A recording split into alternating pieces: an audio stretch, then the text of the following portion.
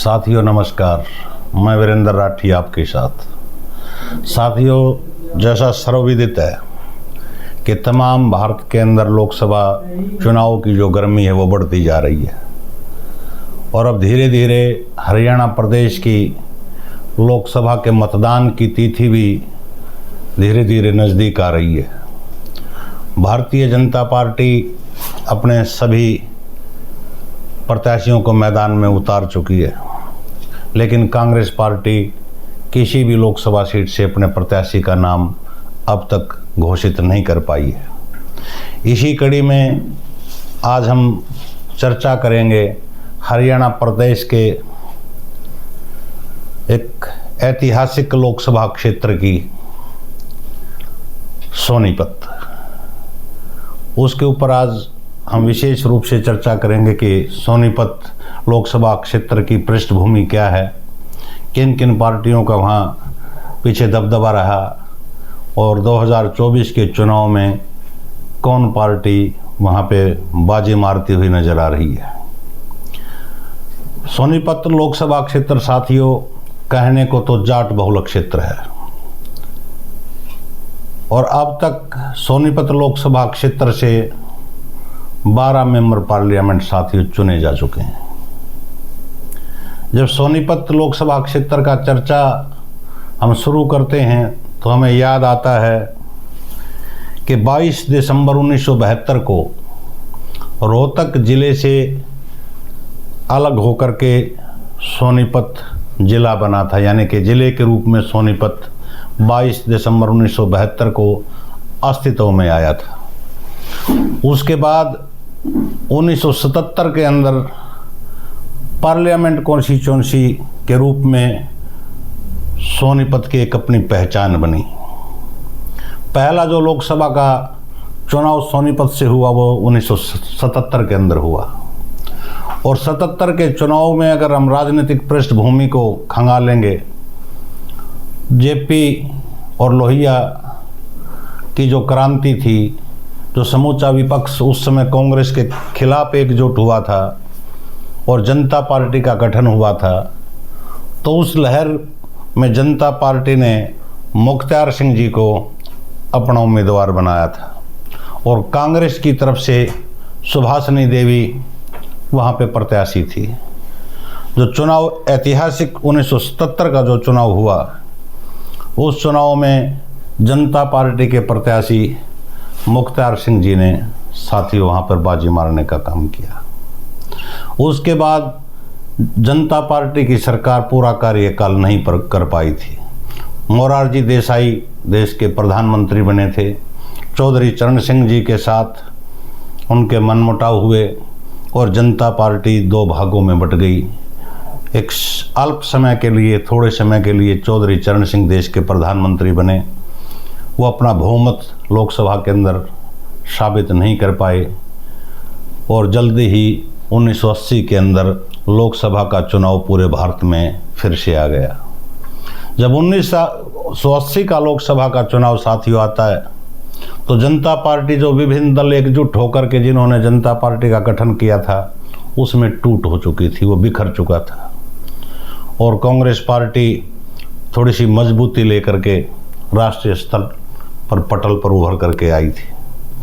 1980 के लोकसभा चुनाव में चौधरी देवीलाल जी ने सोनीपत लोकसभा क्षेत्र से जाकर के ताल ठोक दी और चौधरी देवीलाल सम्मानजनक वोटों से वहां से सांसद चुन लिए गए। भविष्य में जाकर के इंदिरा गांधी जी देश की प्रधानमंत्री बन गई। 31 अक्टूबर 1984 को इंदिरा गांधी जी के अंगरक्षकों ने उनकी हत्या कर दी। राजीव गांधी जी देश के प्रधानमंत्री बन गए और फिर आम चुनाव देश के अंदर साथियों आता है। उस आम चुनाव के अंदर चौधरी देवीलाल जी फिर से सोनीपत लोकसभा क्षेत्र से मैदान में आ गए, लेकिन इंदिरा गांधी जी की हत्या के बाद कांग्रेस के प्रति जो सहानुभूति लोगों के अंदर प्रकट हुई, जगह बनाई, तो उसमें बड़े बड़े पेड़ भी ध्वस्त होते गए और कांग्रेस पार्टी के निशान पर धर्मपाल मलिक जी चुनाव मैदान में आए और उन्होंने चौधरी देवीलाल जी को वहाँ से चुनाव में साथियों हरा दिया। समय बीतता गया। उसके बाद धर्मपाल मलिक जी लोकसभा के सांसद के रूप में सोनीपत से प्रतिनिधित्व करते रहे। समय ने करवट ली। चौधरी देवीलाल जी की तूती हरियाणा प्रदेश के अंदर 1987 में बोलने लग गई।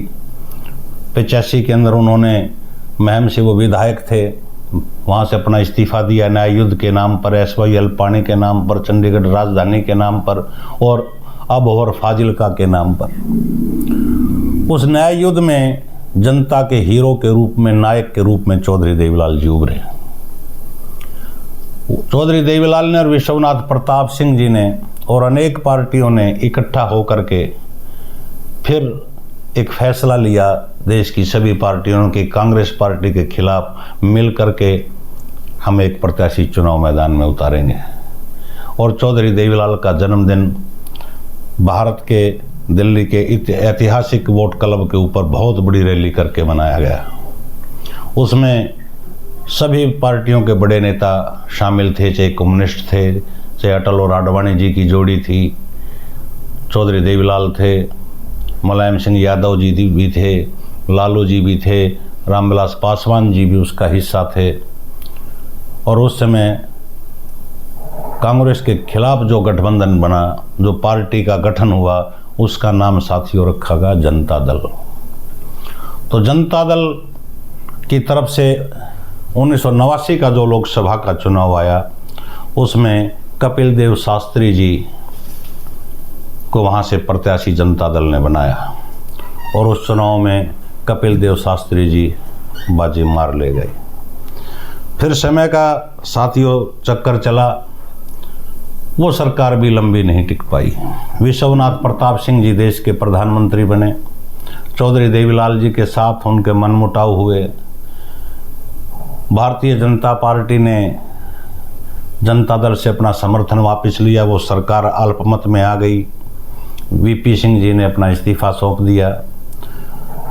फिर राजीव गांधी जी से चंद्रशेखर जी की और चौधरी देवीलाल जी की मुलाकात हुई और राजीव जी ने अपना समर्थन जनता दल का जो धड़ा टूट करके आया था, जिसका नेतृत्व चौधरी देवीलाल और चंद्रशेखर जी कर रहे थे, उनको समर्थन की चिट्ठी सौंप दी। चंद्रशेखर जी देश के प्रधानमंत्री बन गए और चौधरी देवीलाल जी दोबारा इस देश के उप प्रधानमंत्री पद की शपथ लेकर के उप प्रधानमंत्री पद उन्होंने कैबिनेट के अंदर प्राप्त किया।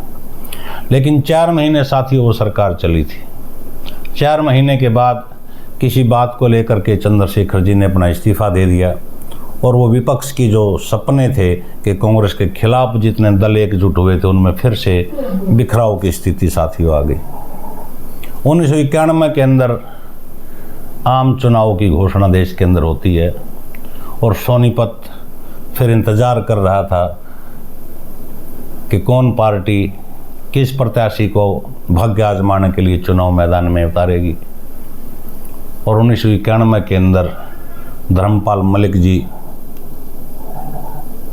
कांग्रेस पार्टी की टिकट लेकर के दोबारा वहाँ से सांसद बनने में साथियों कामयाब हो गए। वो सरकार पूरे 5 साल चली। इस दौरान भी एक बड़ा राजनीतिक घटनाक्रम इस देश के अंदर हुआ और देश के एक बड़े नेता, पूर्व प्रधानमंत्री, उस चुनाव कैंपेन के दौरान राजीव गांधी जी की भी साथियों हत्या हो गई। कांग्रेस पार्टी की संख्या बल लोकसभा के अंदर ज़्यादा थी तो सरकार कांग्रेस की बनना निश्चित थी। PV नरसिम्हा राव जी देश के प्रधानमंत्री 1991 के अंदर बने राजीव जी की हत्या के बाद। पूरे 5 साल वो सरकार चली।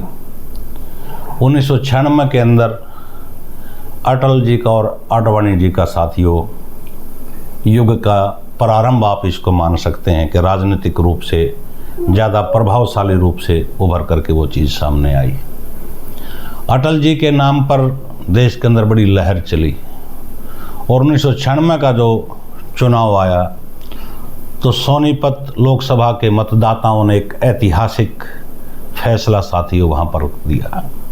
हरियाणा प्रदेश के अंदर हरियाणा विकास पार्टी जो चौधरी बंसीलाल की पार्टी थी और भारतीय जनता पार्टी का समझौता था, हरियाणा विकास पार्टी और भारतीय जनता पार्टी ने सामूहिक रूप से चौधरी अभयराम दहिया जी, जो बड़े उद्योगपति होते थे, उनको सोनीपत से अपना प्रत्याशी बनाया।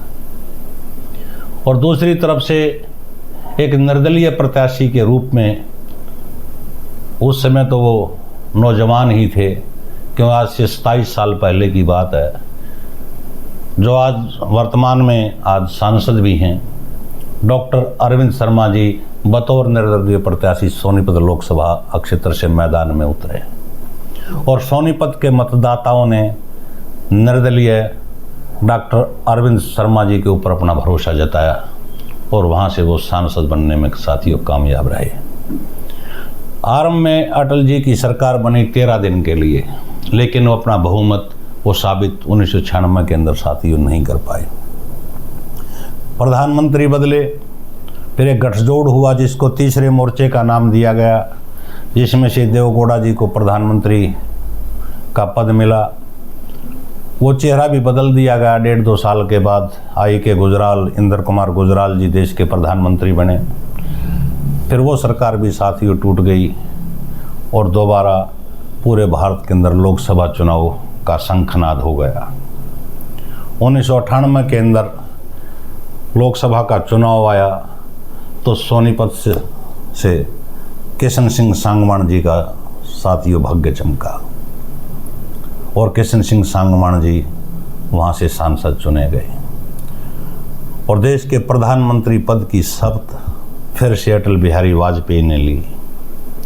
लेकिन इसको संयोग कहें या वियोग कहें, ये प्रजातंत्र की खूबसूरती भी है। विश्व का सबसे बड़ा प्रजातंत्र भारत देश को माना जाता है। अटल जी की सरकार मात्र 13 महीने ही चल पाई और 13 महीने के बाद विपक्ष ने एकत्रित होकर के अविश्वास प्रस्ताव अटल बिहारी वाजपेयी जी के खिलाफ वो पार्लियामेंट के अंदर लेकर के आए और अटल जी की सरकार मात्र 1 वोट से विश्वास मत हासिल नहीं कर पाई। सरकार साथियों टूट गई। 13 महीने के बाद देश के अंदर फिर लोकसभा चुनाव ने दस्तक दी और फिर बड़ा पैच सोनीपत की सीट के ऊपर फंसा। जो किशन सिंह सांगवान जी इनेलो से जो वहाँ से सांसद बने थे, इनका समझौता हो गया और चौधरी बंसीलाल जी से समझौता टूट गया भाजपा का। और ओम प्रकाश चौटाला जी ने सीट अदला बदली के चक्कर में सोनीपत की सीट भाजपा को देने के बारे में बोल दिया। तो इस स्थिति में किशन सिंह सांगवान जी के पास बड़ी विकट परिस्थिति थी। मौजूदा सांसद वो थे और जनता के अंदर एक बहुत बड़ा धड़ा वोटर का ऐसा था जो चाहता था कि किशन सिंह सांगवान जी को चुनाव लड़वाया जाए। राजनीति है, संभावनाओं का खेल है।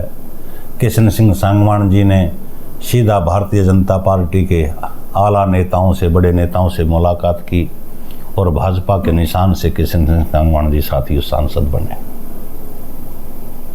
और वो सरकार वहाँ पर चली 4.5 साल तक। उसके बाद 6 महीने पहले इंडिया साइनिंग का एक नारा भाजपा नेताओं ने दिया। फिर से 6 महीने पहले, जो 5 साल का समय काल होता, उससे 6 महीने पहले देश के अंदर लोकसभा का चुनाव की घोषणा हुई और किशन सिंह सांगवान एक ऐसे सांसद रहे जो लगातार 3 बार सोनीपत लोकसभा क्षेत्र से साथियों सांसद बनते रहे। उनके बाद जो चुनाव आया, कांग्रेस पार्टी का भी वहाँ पे एक समय ऐसा रहा कि जब वोटर कांग्रेस को चाहने लगा और जितेंद्र मलिक जी सोनीपत लोकसभा क्षेत्र से साथियों वहाँ सांसद बने। और समय बीतता गया। रमेश चंद्र कौशिक जी लगातार 2 बार 14 में भी और 19 में भी जितेंद्र मलिक जी के बाद 10 साल तक वो वहाँ के सांसद चुने गए।